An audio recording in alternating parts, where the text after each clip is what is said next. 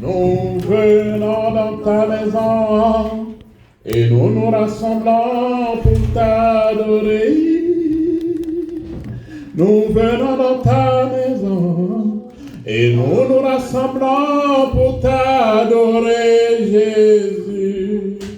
Oh, t'adorer, te louer, Seigneur. Yes, Hashim. Amen. Vaccin invisible, Urucanjo rutaboneka. c'est le thème de ce soir. Urukingo rutaboneka cyangwa urucanjo. Ninavuga urucanjo mu byumve, ninavuga urukingo mu byumve, biravangavanga by'ikirundi n'ikinyarwanda. C'est la chanson de maintenant, non? Le vaccin. Niyo ndirimbo igezweho ubu, urukingo. Qui a été vacciné? Moi, j'ai été vacciné. Levez vos mains. Ceux qui ont été Ninde amaze kuronka urukingo, je nararuronse. Abaruronse bamanike ikiganza. Ah. Je sais que pour le reste aussi, vous aurez ce vaccin. Namwe turazi yuko ubwo rukingo tuvuga mu rufite. Nous allons lire la parole de Dieu qui est dans les Actes des Apôtres. Reka dusome mu ijambo ry'Imana mu byakozwe n'intumwa. Je vous demande d'être calme et de suivre ce thème attentivement. Ndabasavye mutuze mukurikirane mwitonze. J'ai dit Actes chapitre 28. Navuze ibyakozwe n'intumwa igice cya 28 verset 1 à 6. kuva ku murongo wa mbere gushika ku murongo wa 6. Actes 28, 1 à 6. Ibyakozwe n'intumwa igice cya 28 kuva ku murongo wa mbere gushika ku murongo wa 6. Ndasoma mu izina rya Yesu. Amen. Umutwe w'amajambo uravuga ngo inzoka ikomora Pawulo ntiyagira icaba. Tumaze gukira tumenya iryo zinga yuko ryitwa Melita. Abantu baho baratugirira neza cyane bitangaje, baducanira umuriro kubw'imvura n'imbeho byariho, batwakira twese. Ariko Pawulo amaze gusenya umuganda w'inkwi arazikomanya, inzoka iva mu muriro imukomora ku kuboko. Abo bantu babonye icyo gikoko cenena ku kuboko kwiwe baravugana bati, uwo muntu ntabuze kuba umwicanyi, kandi naho yakize ikiyaga yidaca urwankunzi ntimukundiye ko abaho. Ariko akunkumurira icyo gikoko mu muriro ntiyagira icaba. Ba bandi barereka ko abyimba canke kwagwa bukumbi, ariko bamara umwanya munini babireretse, babonye ataco abaye barahindura bati ni Imana. Amen. Amen. Amen. Nombre. Guharura canke kubara mu chapitre 21 igice ca 21 verset 6 à 9. kuva ku murongo wa 6 gushika ku murongo w'9. Nombre 21, 6 à 9. Suivez bien.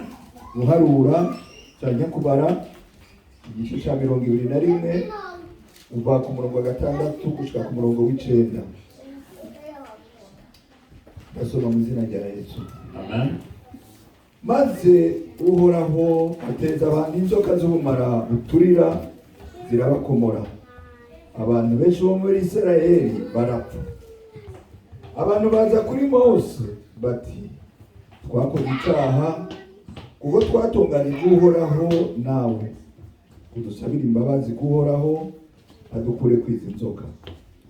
Nuko Mose arabasabira, maze Uhoraho abarira Mose ati, cura inzoka isa n'izo uyimanike ku giti gishinze, maze uwakoma wese niyayiraba arakira.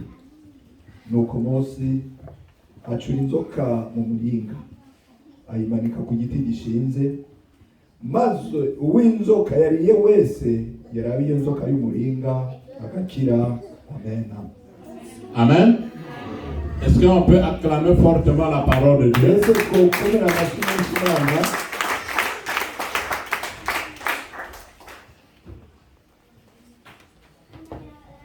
Vaccin invisible.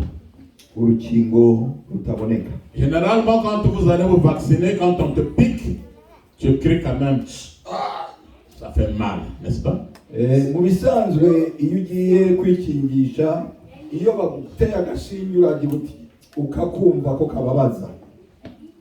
Mais le vaccin invisible, c'est le vaccin de Jésus-Christ de Nazareth. Ariko urukingo rutaboneka ni urukingo rutangwa na Yesu Kristo w'i Nazareti. Quand tu le reçois, il ne fait pas mal. Iyo urwakiriye ntabwo rubabaza. Parce qu'il y a quelqu'un qui s'est fait mal à la croix pour que toi tu puisses sourire. Kuko hariho uwemeye akababazwa ku musaraba kugira ngo wewe ntubabare. Et cette personne s'appelle Jésus-Christ de Nazareth. Kandi uwo yabikoze yitwa Yesu Kristo w'i Nazareti. L'histoire nous parle de Paul. Iyi nkuru iratubwira Paulo Ou Saul. ari we Sawuli. C'est la même personne. Ni muntu umwe. Il voulait faire ou devait faire naufrage à l'île de Malte.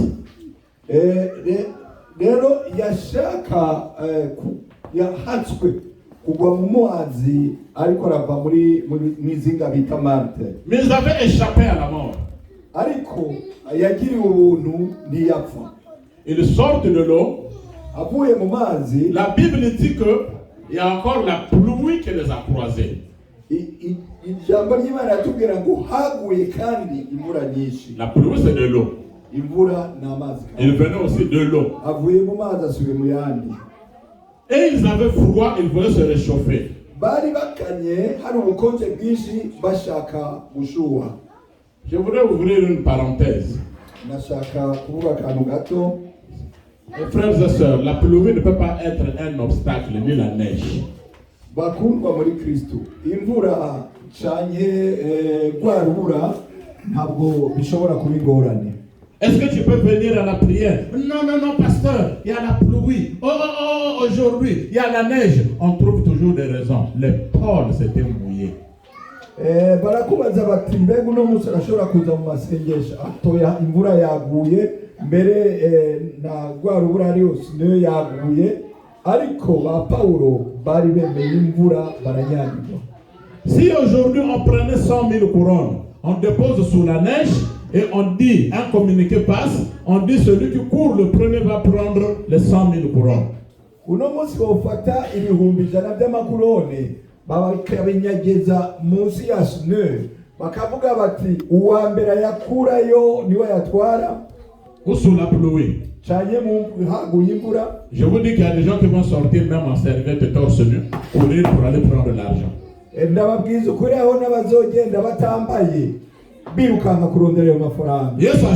Amen. Donc la pluie ou la neige ne doit pas être un obstacle pour les enfants de Dieu. Même quand il n'y a pas de pluie, il n'y a pas de neige maintenant. Viens, il fait très chaud. On trouve toujours des raisons. Rero urubura cyane imvura ntibishobora kuba ikikubuza icyokubuza ku mwana w'Imana ariko twamana ibituma kuko nuno munsi bakubwiye ati ngwino ushobora kuvuga ngo harashushe cyane. La Bible dit que les Pauls sont venus, ils ont trouvé un groupe qu'on appelle les barbares, donc les gens sans instruction. Rero ijambo ry'Imana tubwira ko igihe ba Paulo bashika ahantu basanze abantu batagira umuco batagira indero. Vous avez bien suivi la lecture. C'est bien écrit qu'ils étaient autour d'un grand feu, pas un petit feu, un grand feu. Mu gisomo haratubwira yuko abo bantu bariko barota umuriro munini, apana umuriro muto, umuriro munini. Alors s'il y avait un grand feu, pourquoi Paul était encore parti ramasser la broussaille pour venir ajouter sur le feu? None ko hari hasanzwe hari umuriro mwinshi ni kubera iki Paulo yasubiye kugenda gusenya inkwi kandi hasanzwe hari umuriro? Oui, c'était un grand feu pour les barbares, mais pour Paul, ce n'était pas un grand feu. Il arrive parfois, vous arrivez quelque part où vous pensez qu'il y a le feu du Saint-Esprit, il n'y a pas le feu du Saint-Esprit. Amenez et ajoutez encore le feu du Saint-Esprit avec la prière. niko hari hasanzwe umuriro w'abo bantu, ariko umuriro niwo wari wa Pawulo. Nk'uko bishobora gushika mu mwuka ukagenda ahantu hari amasengesho ariko ugasanga nta muriro wa mwemu ukwiye uhari, nawe ukwiye kugira icyo wongerako ukaza n'umuriro wa mwemu kugira ukomeze wa muriro hasanzwe. La broussaille avait fait que les gens puissent se réchauffer tous, et Paul et les barbares et ceux qui avaient été sauvés lors du naufrage. Zankwi za Pawulo zatumye ubushuhe baburonka bose, na babandi bari bahasanzwe, na babandi bari basohotse mu bwato bahatswe kurohama. Il arrive de ce moment, tu as envie d'aider les gens, tu le fais pour tout le monde, mais ce sont ces gens-là qui vont encore se retourner contre toi. Birashika mu buzima ko ushaka gufasha abantu mbere ukabafasha ari benshi, abaguciye imbere bose ugashaka kubafasha, ariko ikindi gihe kigashika babana bakahindukira bakaba aribo bakugwanya. Dans la broussaille se cachait une vipère. Muri wa muriro muri zankwi hari hanyegejemo inzoka. Tant que la vipère n'était pas jetée dans le feu, la vipère était calme dans la broussaille. Imbere yuko zankwi atiterera mu muriro, ya nzoka yari ituje, nta kibazo yari iteye. Bien-aimé dans le Seigneur, une église où il n'y a pas le feu de la prière, on ne jeûne pas, on ne fait pas de vœux de prière, ou une maison qui manque même l'efficacité de la prière, vous pouvez loger des vipères qui sont calmes autour de vous. Bakundwa muri Kristo, urusengero rutagira amasengesho, rutagira kwiriza, rutagira umuriro w'amasengesho, mbere n'urugo rutagira amasengesho, rushobora kwakira inzoka, rushobora zikanyegera zikabana nabo. Je vous demande pas d'être méchant. Mais vous savez qu'il y a des frères et sœurs qui aiment embrasser tout le monde. Dès qu'ils voient quelqu'un, ah mon frère, ma soeur, tu l'amènes. Tu peux amener une vipère dans ta vie. Ariko muzi yuko ari abantu bahobera bose, uwo babonye bose bataranamumenya, mwene data, ushobora kuzana inzoka mu buzima bwawe. Quand il y a eu maintenant le feu, hamaze kuba umuriro, le feu amené par l'homme de Dieu, umuriro uzanywe n'umukozi w'Imana. C'est comme si un malheur ne vient jamais seul.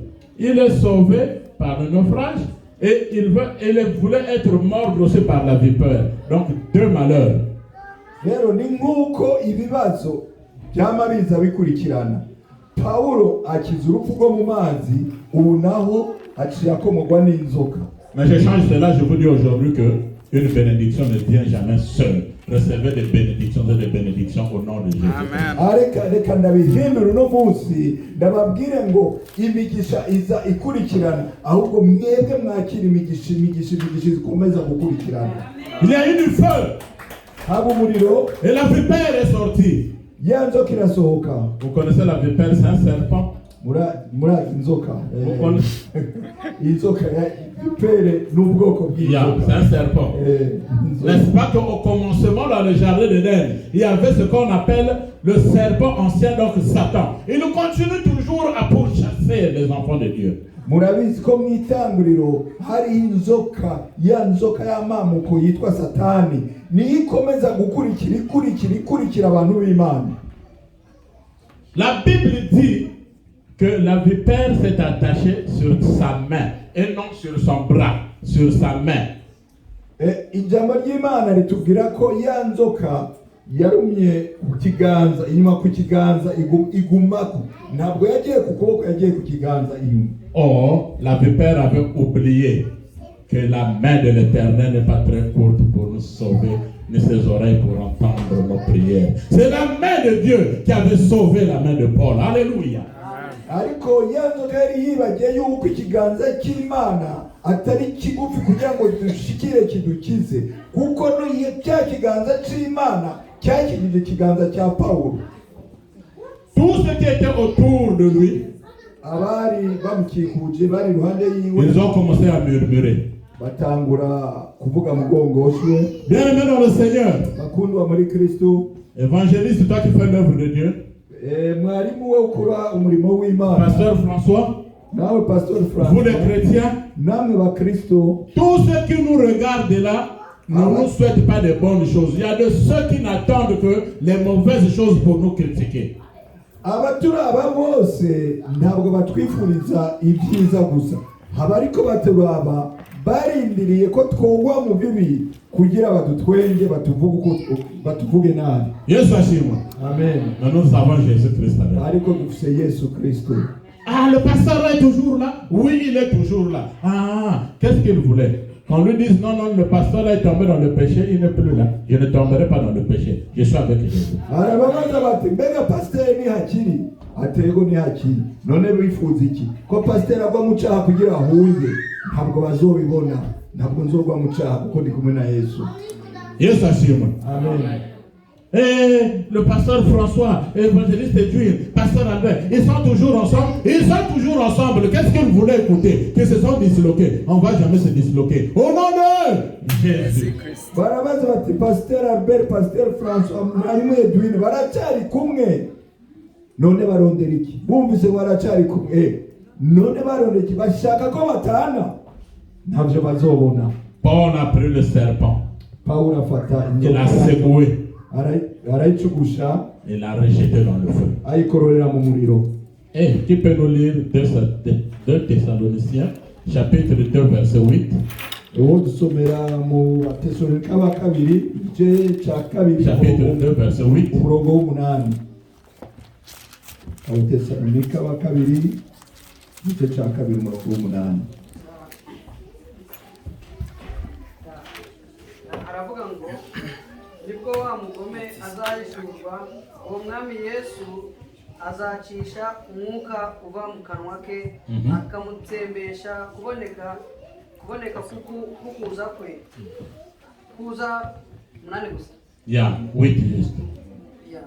Nibwo wa mugome azahishurwa, uwo mwami Yesu azacisha umwuka uva mu kanwa ke, akamutsembesha kuboneka kukuza kwe. Alléluia. Amen. Alléluia. Amen. Alléluia. Amen. Oui, Paul a fait seulement un geste. Il a remué sa main. Le serpent est allé tomber dans le feu. Nivyo Paulo yacugushije ukuboko kwiwe yanzoka ayiterera mu mubiri. Mais la parole que nous avons écoutée nous dit que dans le dernier jour, Jésus-Christ va envoyer l'impie. Donc Satan, par un petit coup de souffle, Satan est allé dans le feu. Alléluia. Amen. Ariko kandi ijambo ritubwiye ngo Yesu mu bihe vya nyuma azorungika wa mubi amuhemeye ko gatonyi nawe azohemukira mu muriro. Les gens s'attendaient à ce que Paul puisse être enflé ou qu'il puisse mourir. Or, Paul il avait reçu un vaccin invisible. Abantu bari barindiriye yuko kwa kuboko kwa Paulo kubyimba cyane Paulo ubwiwe agapfa, ariko ntibari bazi ko Paulo yaronse rwa rukingo rutaboneka. Dans la parole que nous avons écoutée dans Nombre, chapitre 21, le verset 6 à 9, mu ijambo twumvise mu kuharura cyane kubara igice cya 21 la Bible nous dit que les enfants d'Israël avaient péché. Ijambo ry'Imana yatubwira ko abana ba Isirayeli bari bakoze ibyaha. Dieu avait envoyé des serpents brûlants qu'ils avaient piqués et qu'ils avaient beaucoup tués. Imana ikirungika inzoka z'ubumara bukaze zirabarya kandi benshi barapfa. Or les enfants d'Israël ont compris qu'ils avaient insulté Dieu, ils avaient parlé du mal de Dieu et du mal de Moïse. Ils se sont repentis. Abana ba Isirayeli baribuka rero yuko bari bitogeye Imana bongera bavuga nabi n'umukozi w'Imana Mose. Bahindukira baragusaba imbabazi. Mose, prie pour nous. Nous sommes morts. Dieu par sa grâce, il a écouté la prière de Moïse. Il les a dit, fabrique un serpent des reins. Les reins se fabriquent avec la matière qu'on appelle la bronze. Inzoka y'umuringa bayicuze mu byo bita bronze mu kibuzi sinzi uko byita ariko iyo baheje kubicura byitwa umuringa. Et il dit faut que je le mette sur un bois perché. Tous ceux qui vont regarder le bois vont lever les yeux et le trouveront la guérison. Alléluia. Aramubwira ati uzuyimanike ku giti gishinze abazoyiraba bose bazoca bakira. Alléluia. Il n'était pas question qu'ils viennent adorer un objet, mais c'était un acte de foi. Ils devaient lever leurs yeux vers les cieux. ntabwo Imana rero yari yabatumye gusenga ibigirwamana, ahubwo yari yabatumye kwizera, kuko nibizera bakanarura amaso barakira. Oh, le psalmiste David a dit, je lève les yeux vers les montagnes, d'où me viendra le secours. Le secours me viendra de celui qui a créé les cieux et la terre. Ko kandi umukozi w'Imana muri Zaburi, umukozi w'Imana Dawudi yavuze muri Zaburi ati, nyirura amaso yanje ku musozi w'Imana, kuko gutabarwa kwanje kuzova ku musozi w'Imana, Imana yo yaremye ijuru n'isi. Devant des situations difficiles, ne tremblez pas parce que vous êtes vaccinés. Vous avez reçu le vaccin invisible de Jésus-Christ. Iyo muhuye n'ibikomeye rero ntimukagire ubwoba, kuko mwaronse ubwo rukingo rutaboneka rwatanzwe na Yesu Kristo w'i Nazareti. Dans Jean le chapitre 3 verset 14 à 15, muri Yohani igice cya 3 umurongo wa 14 n'uwa 15. Jean 3 14 à 15. Yohani 3:14-15. Jésus-Christ dit ceci. Yesu aratubwira. Jean 3 14 à 15. Yohani 3:14-15. Turasoma mu izina rya Yesu. Amen. Kandi nk'uko Mose yamanitse inzoka mu butayu, niko umwana w'umuntu akwiriye kumanikwa, kugira ngo umwizera wese abone ubugingo, abone mu murambabarira, kugira ngo umwizera wese abone guhabwa ubugingo buhoraho. Amen. Amen. Est-ce qu'on peut acclamer le Seigneur? Est-ce qu'on peut acclamer le Seigneur? De même que Moïse avait élevé le serpent, le Fils de l'homme aussi a été élevé pour que vous puissiez avoir la vie éternelle. Alléluia.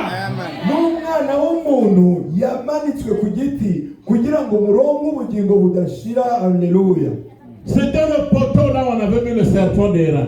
Mais Jésus-Christ aussi à la croix, quand il a fait couler son sang, c'était celui-là le vaccin invisible que nous avons reçu.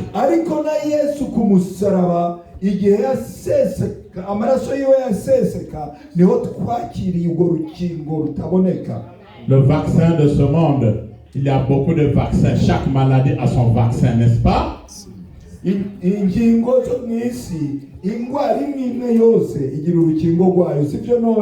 Oh, vaccin de tuberculose, vaccin de hépatite B, de maladie de poumon,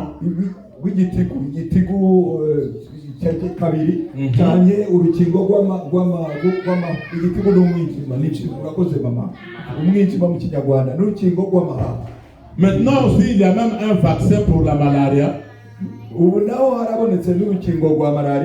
Même le vaccin de coronavirus, il n'y a pas un seul vaccin, il y a beaucoup de vaccins.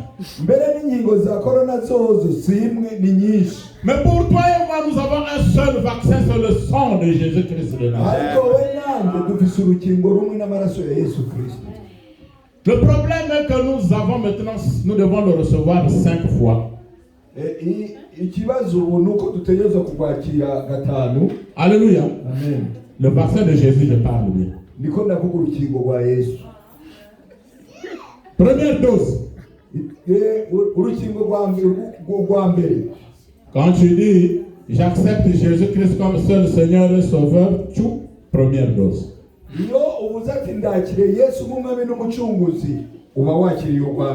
Alléluia. Amen. Je voudrais me faire baptiser. On va te baptiser, tu sors de l'eau, tout, deuxième dose. Tu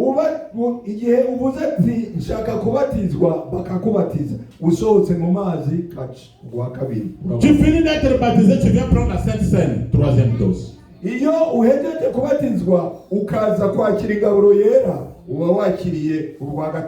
On te demande maintenant d'être rempli du Saint-Esprit. Et quand tu es rempli du Saint-Esprit, quatrième dose. Et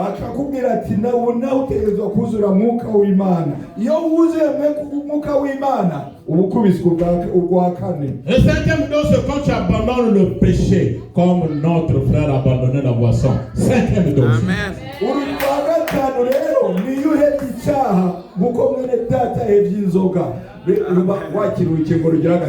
Mais avec un seul vaccin. ariko izo zose zikubiwe muri rugo. Le sang de Jésus-Christ de Amaraso Nazareth. ya Yesu Kristo. Le sang de Jésus-Christ de Amaraso ya Nazareth. Yesu Kristo. Le sang de Jésus-Christ de Amaraso ya Nazareth. Yesu Kristo. Devant toute une situation, Mu bihe ibyo ari byo byose ne tremble pas. ntugire ubwoba. Dans Job chapitre 3 verset 25, Muri Yobu igice cya gatatu umurongo wa 25. Job 3 25, Yobu gatatu 25. la Bible dit que ce que je crains, c'est ce qui m'arrive. Ijambo ry'Imana rivuga ngo ibyo nanga ibyo ninya nibyo binshikira. Hey, tu crains quoi? Utinya iki? La mort? Urupfu? La maladie? Indwara? Ah, je suis atteint de telle maladie, je veux mourir. Tu ne vas pas mourir parce que tu as le vaccin de Jésus. Yo nagwaye ino ndwara ngiye gupfa. Ntabwo ugiye gupfa kuko ufise urucanco rwa Yesu Kristo. Toutes ces personnes attendaient à ce que l'homme de Dieu Paul puisse mourir. Il n'était pas mort parce que quand tu as l'œuvre de Dieu, quand tu mènes la parole de Dieu avec toi, quand tu es chargé d'une mission de Jésus-Christ, tu ne mourras pas tant que ta mission n'est pas terminée sur la terre. Bose bari barindiriye yuko umukozi w'Imana Pawulo apfa ariko ntiyapfuye. Kuki? Kubera yuko iyo utwaye ubutumwa bw'Imana, iyo ufise umurimo w'Imana Imana yagutumye, iyo uri kurakorera Imana, ntabwo uzopfa uzorama gushika cya gikorwa Imana yagutumye ugisohoje. Sortez de la peur. Musohoke mu bwoba. Si quelqu'un entend que tu es malade, il est malade, tel que je l'ai vu, c'est sûr qu'il va mourir dans 2 ans. 2 ans passent, tu ne meurs pas. Ils vont changer leur langage. Niba kubona bakavuga ngo uko namubonye ntabwo azomara imyaka 2, uzuhore urindire. Niba abona ya myaka 2 uriyegeje bazohindura imvugo. L'homme de Dieu David avait dit, je ne mourrai pas, je vivrai. Et il avait vieilli. Vieillissait au nom de Jésus-Christ de Nazareth. Umukozi w'Imana Dawidi yari yavuze ati sinzapfa nzarama, nawe ntugapfe uzurame mu izina rya Yesu Kristo. J'étais en train d'enseigner à mes fils spirituels au Congo, Brazzaville. Nariko ndigisha abahungu banje mu mwuka turi muri Congo Brazzaville. Je leur démontrais comment est-ce que nous devons être forts. On ne doit pas trembler devant le diable Satan. Ndiko ndabereka ukugene dutegerezwa gukomera ntitugire ubwoba imbere y'umurwanizi Satani. Ah, ils sont sortis de là courageux. Hein? Ah non, moi, en tout cas, j'ai entendu l'enseignement du pasteur. Ça, je ne peux plus trembler devant le diable. Basohotse bafise imbaraga bavuga bati inyigisho duhejeje kumva na pasiteri ntabwo tugisubira kugira ubwoba imbere ya Satani. Yes, Hashim. Amen. Et je sors, j'accompagne un couple. Ils étaient restés, ils avaient expliqué un problème. On a fini de prier et je les accompagne. Les autres étaient partis. Inyuma yabo ndarasohotse mperekeje umugore n'umugabo twari twasigaranye ari byo bambaza. Il y a un petit de 10 ans qui passe devant moi en courant. Il m'a regardé et dit, bonsoir pasteur. Il était presque 19h. Il dit, bonsoir mon fils, ça va? Oui pasteur. Il est passé en courant. Arengana umwana afise nk'imyaka 10 arandamutse aravuga ati mwiriwe pasiteri, hari hafi saa moya y'ijoro, nanjye ndamwishura nti mwiriwe mwananje, akomeza agenda. On venait de prendre un cours sur la peur, qu'il ne faut pas avoir peur. Twari duhejeje kwiga yuko kizira kugira ubwoba. Et ces 2 fils spirituels étaient avec moi, messieurs dames. Uwo mugabo n'uwo mugore araba babana banje mu mwuka twari kumwe muri icyo gihe. 1 minute après, on voit un gros serpent passer devant nous. Umunota umurangiye tubona ikiyoka kinini giciye. Yes, Hashim. Amen. Oh, j'ai entendu les langues sortir. Il vient de taper sur moi. Mais ça c'est quoi? C'est un serpent qui passe. Au lieu de prendre le bois de taper sur le serpent, il commence à parler en langue.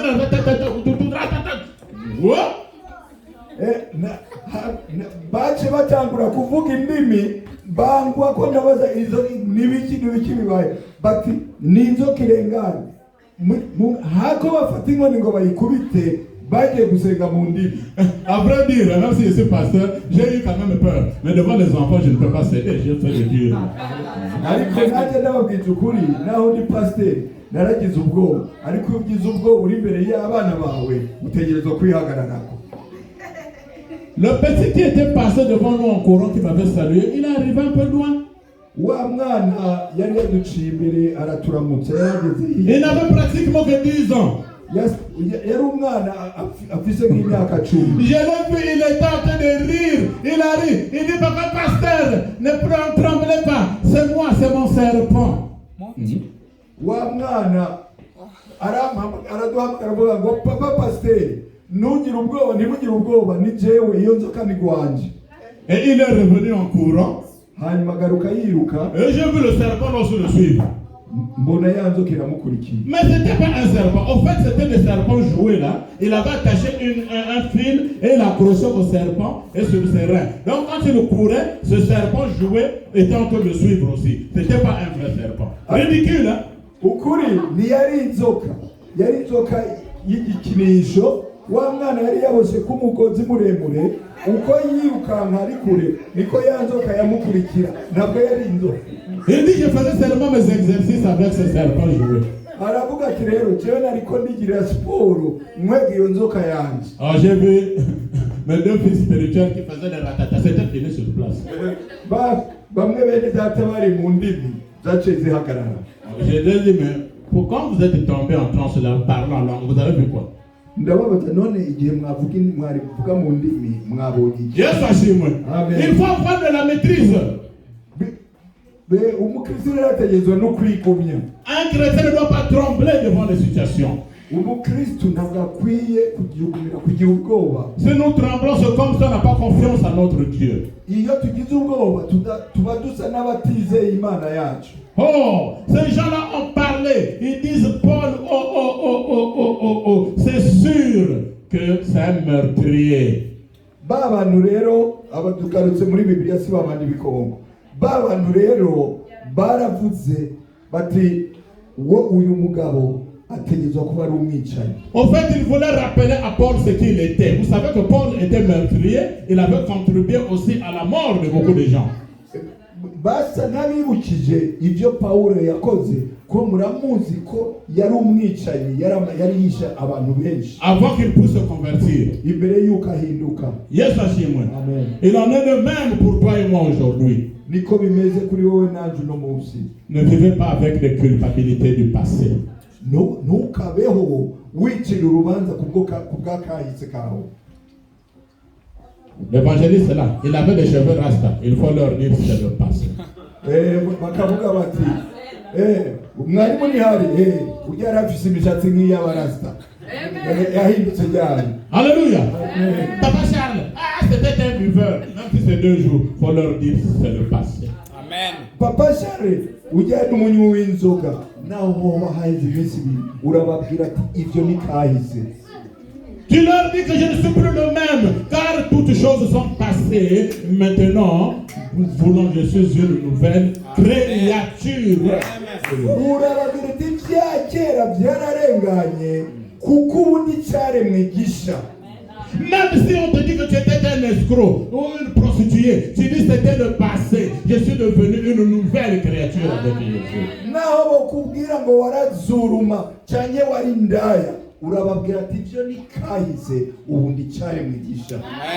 Paul n'a pas cherché une discussion avec les gens. Ntabwo Paulo yashatse guharira nabo. Les mêmes bouches qui avaient dit qu'il était un meurtrier, ce sont les mêmes bouches qui ont changé pour dire c'est un Dieu. Que vos ennemis changent leur manière de voir. Ya magambo b'abantu ya minwa yavuga yuko ari umwicanyi niyo yahindukiye ivuga ko ari Imana. Namwe ya minwa y'abavuga reka igira igihe ihindura imvugo zayo. Je prie ce soir que tu puisses recevoir le vaccin contre la pauvreté. Ndasenga uno munsi kugira wakire urucanco rukiza ubukene.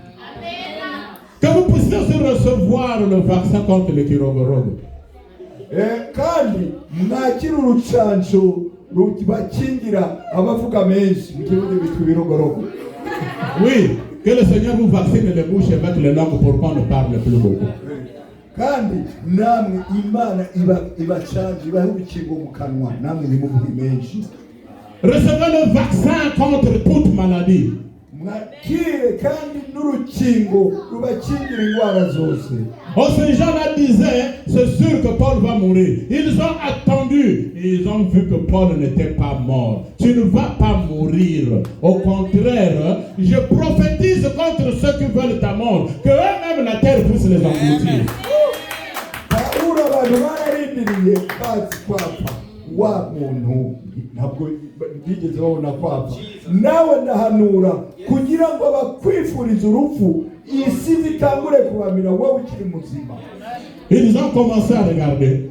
Batangura kuraba, La personne n'est pas morte. babona ntarapfa. La personne n'est pas enflée. Babona no kubyimba ntarapfa. Ils ont changé de langage. Bahindura imvugo. Est-ce que ce soir, quelqu'un peut changer de langage? Uno munsi mbega hari wohindura imvugo.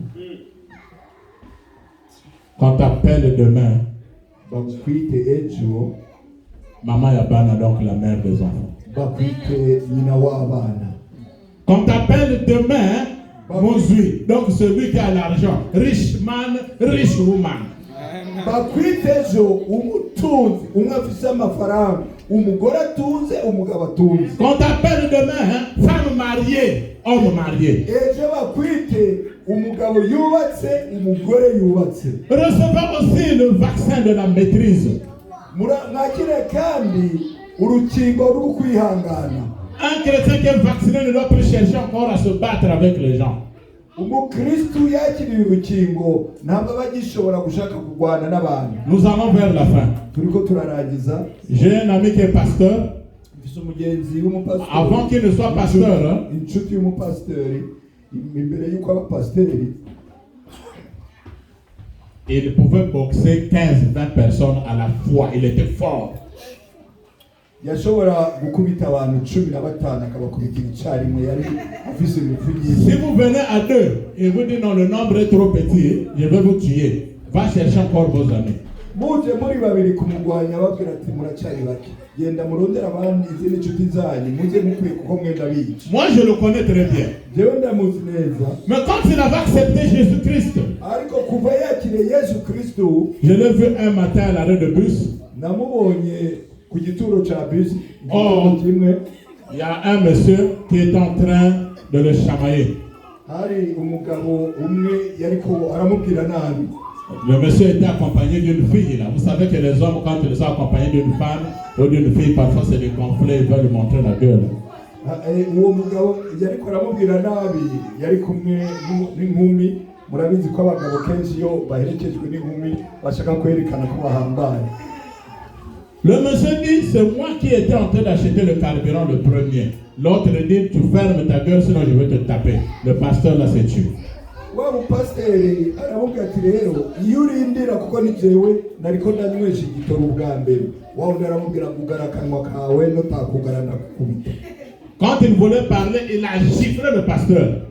Pasiteri agize ngo aravuga, wa mugabo amukubita ikofi. Le pasteur que je vous parle, c'est celui qui tapait 20 personnes. Uwo mupasiteri yakubiswe ni wa undi nababwira yakubita abantu 20. Moi j'étais de loin, je le regardais. Jewe nari kure niko ndabiraba. Il m'avait pas vu, Nta nubwo yari yambonye. mais moi je le connaissais. Jewe nari ndamuzi. J'ai vu le monsieur pleurer. Mbona wa mugabo ariko ararira. Yesu ashimwe. Amen. Et il a dit seulement à ce monsieur, je ne peux pas me battre parce que j'ai reçu le vaccin de Jésus-Christ. Arabwira wa muntu ati ntabwo nshobora kurwana nawe kuko naramaze kwakira urukingo rwa Kristo. Amen. Amen. J'ai dit, ah, je dois intervenir. Ndavuga reka ngende ntabana. Quand il m'a vu, il a commencé à pleurer. Il dit, ancien, viens prier pour moi, j'ai eu pitié. Ambonye atangura kurira, arambwira ati musaza ngwino usengere. J'ai appelé le monsieur qui était avec sa femme. Mpamagara wa mugabo yari kumwe n'uwo. J'ai dit, viens d'abord. Ndamubwira ni ngwino. Ah, quand je vais venir, j'ai dit, viens. Atangura kugira amanyama, ndamubwira ntoya. J'ai dit, est-ce que tu connais le monsieur que tu veux frapper là? Et tu as giflé. Ndamubwira uzi uwo mugabo kubisa ikofi. Mais maintenant, qu'est-ce que j'ai à foutre moi?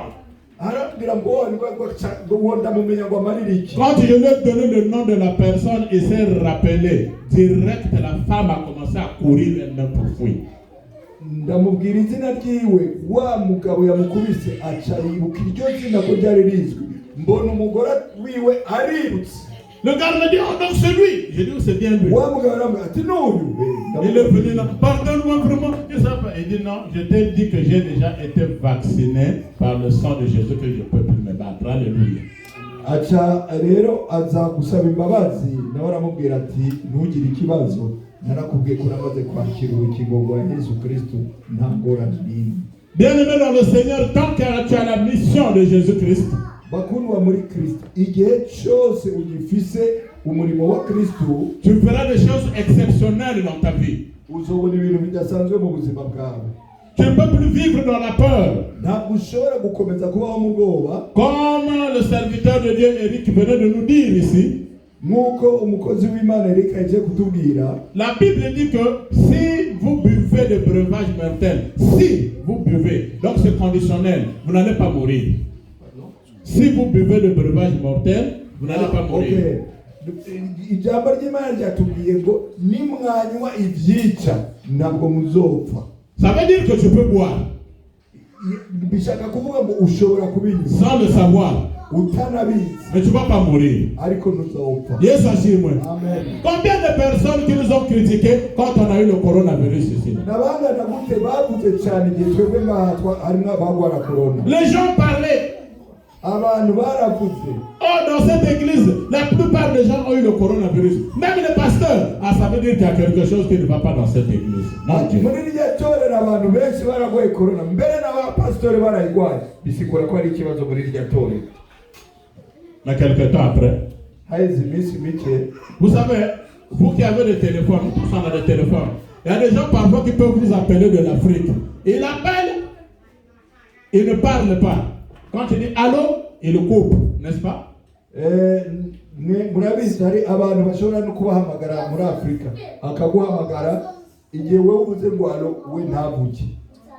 Oui, parce que là où il a mené ton nom, là où on avait donné une date sur toi, que tu vas mourir en telle date, il va vérifier si tu es mort. Quand il entend allô, hey, non, tu n'es pas mort, tu ne mourras pas. Amen. Kubera iki yabikora kuko habari aho yajyanye izina ryawe we yarindiriye kupfa, arinde ko ari ikigushikira ya telefone akumva uritabye akazimya kubera yuko utapfuye cyane cyane ikintu kitagushikira, ariko ndababwira ntabwo muzopfa muzorara. Ils vont changer leur langage. Bahinduye imvugo yabo. Tous, ils pensaient qu'il devait y avoir beaucoup de morts dans cette église. Zéro. Quelqu'un n'est pas mort. Ils n'ont pas acclamé le Seigneur. Bari bazi yuko muri iri torero hazokira abapfa, ariko nta n'umwe yapfuye. Bahinduye imvugo yabo. On me demandait, pasteur, il y a eu combien de morts dans votre église? J'ai dit, il n'y a pas un mort, il n'y en aura pas aussi à cause du coronavirus. Arabambajije ati mbega hapfuye bangahe muri irya torero? Ndababwira nti nta n'umwe azopfa, nta n'umwe yapfuye, kandi nta n'uzopfa kubera coronavirus. Et quand je leur disais, on avait une réunion à l'internet, oh, vous avez prié aujourd'hui? Oui. Oh. Mu nyuma ndababwiye ni ubu naho turiko turasenga ku matelefoni, bakambwira mwasenze no munsi, nkabona baratangaye. Et quand on ouvre l'église, je leur dis l'église a commencé. Vous avez commencé avec le culte? J'ai dit oui. Ils ont changé leur langage. Vous savez ce qu'ils disent? C'est vraiment une église de Dieu. Amen. Vous êtes vraiment des hommes de Dieu. Vous êtes vraiment des vrais chrétiens. Alléluia. Maze kubabwira yuko twamaze kugurura, barambabaza ati ubu muraterana? Ntego turaterana. Bahinduye imvugo bavuga ati iryo torero ni iryo torero ry'Imana, muri abantu b'Imana. Quand vous avez reçu le vaccin de Jésus-Christ, il y a de ces choses que vous devez éviter, que vous ne pouvez plus faire, parce que vous devenez de nouvelles personnes. Iyo umaze kwakira urwo rukingo rwa Yesu, hari ibintu utegerezwa guheba, hari ibintu utaba utagikora kubera ko wabaye icare mu Le péché doit s'éloigner de vous. Ce jour-là, si Paul avait commis le péché, je crois qu'il devait mourir. Je voulais vous dire de fixer le regard vers les cieux, vers Jésus-Christ de Nazareth, qui donne le vrai vaccin. Que ce vaccin puisse vous guérir de toutes les maladies. Nashaka kubabwira ngo muhanga amaso Yesu Kristo kuko ni watanga urwo rucanco ruvura indwara zose. Le vaccin qui puisse vous guérir des stress, urwo rukingo rubakize za stress, de la pauvreté, rubakize ubukene, qui puisse vous guérir de toutes les maladies, même les maladies chroniques. rubakize indwara zose na za ndwara bavuga ko zidakira. Ceux qui attendaient ta chute, quand ils vont te regarder passer, abari barindiriye yuko urwa nibakubona urengana, ils vont dire réellement Dieu avec lui, comme ils avaient dit à Paul, que c'est un Dieu qui est descendu parmi nous. Que Dieu vous bénisse, Imana Ibayezabi. bavuga bati ni Imana iri kumwe nawe nk'uko wabaye Pawulo, Imana yawe.